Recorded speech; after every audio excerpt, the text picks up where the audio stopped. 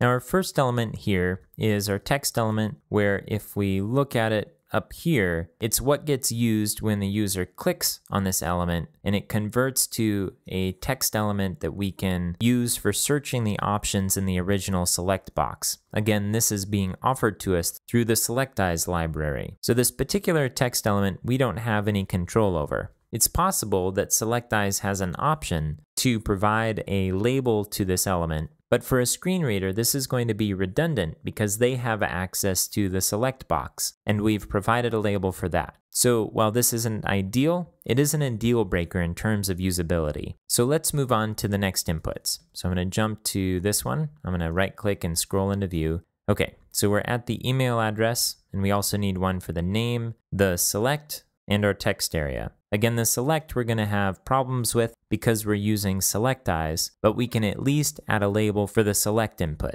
Okay, so I'm going to go back to our editor, and I'll go to our index.html file. I'll do a quick search for email. All right, here's our input. Let's add some labels. So again, we'll use the same name as the class for the ID, and we're going to use the same text as the placeholder for the label. I'll copy this class and just replace it with ID. And it looks like I didn't add my ending slash here for the closing tag. I'll add that in, and then I'll copy this label, paste it above the next input. Again, we'll use the class name for the ID, paste this in here, and then I'll copy the placeholder text for the text of the label, and I'll copy the class and change the property to ID.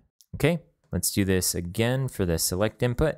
We'll grab the class, paste it into the for section. We'll change the label to I am interested in, and we'll copy the class and paste it in and change the attribute to ID. And then finally, we'll do this for our text area. I'll copy the class, paste it into the for attribute, copy the placeholder, put that in as the label text, and then copy the class, paste it in, and replace class with ID. And now we need to hide these labels. This form is different than our search form because we have some labels that we want to be able to see, specifically the ones for our radio inputs. So we can take a couple of different approaches to hiding these labels. One, we can add unique classes to each one of them and add a compound selector that includes all of their classes and sets the display to none. Or we can take the idea of a state from SMACSS and consider all of these as hidden,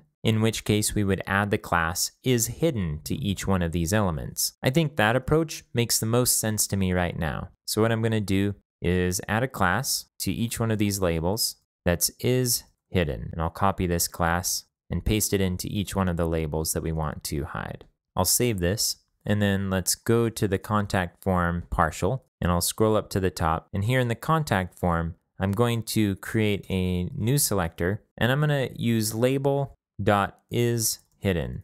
Now this is a little redundant because we don't necessarily need label here. We could just use the .isHidden for this selector. But I think that adding label in this case makes it clear why we have this specific state, and that our intention is to apply it just to labels at this point. So I'm going to be over specific. Now again, this is inside of our contact form selector. So when this gets rendered as CSS, it will be .contact form space label.isHidden. And we'll set this to display none. All right, we'll save this, jump back to the browser and refresh. And let's run our audit one more time.